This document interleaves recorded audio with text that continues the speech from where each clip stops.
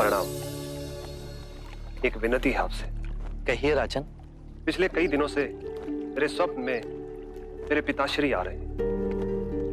मैंने ब्राह्मणों से भी इसका अर्थ पूछा तो उनका कहना था कि तुम्हारे पिताश्री को शांति नहीं मिली, उनके लिए पूजा करनी होगी, यज्ञ संपन्न करना होगा। आप तो परम ज्ञान का स्वरूप है, तो विनती है आपसे कि पूजा विधि आप ही के हाथों से हो।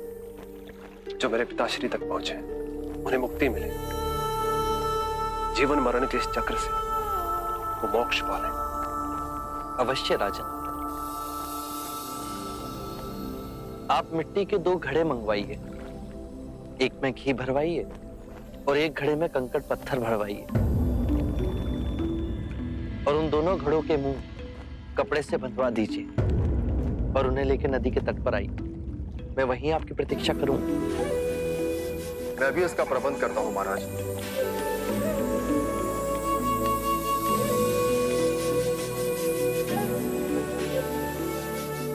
महाराज, अब आप इन दोनों घड़ों को पानी में डाल दीजिए।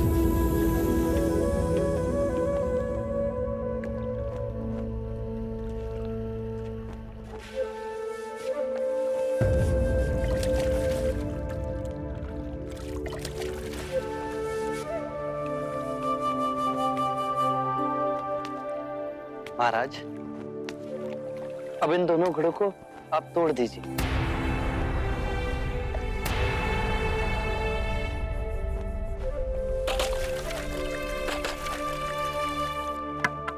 महाराज, अब आप ध्यान से देखिए कि ऊपर उठ पानी पर तैरने लगा। अब बताइए, मेरे या किसी और के पूजा पाठ करने से क्या ये घी नीचे बैठ सकता है? असंभव। ये तो घी का स्वभाव ही नहीं। सत्य कहा आप। उसी प्रकार किसी भी पूजा पाठ, विधि विधान, कर्म कांड के द्वारा पानी के अंदर डूबे हुए कंकड़ पत्थर क्या ऊपर आ तैर सकते हैं? नहीं बुद्ध, ये तो प्रकृति के नियम के विरुद्ध है। तो हम प्रकृति से भिन्न कैसे हुए? हम भी तो प्रकृति का ही रूप है।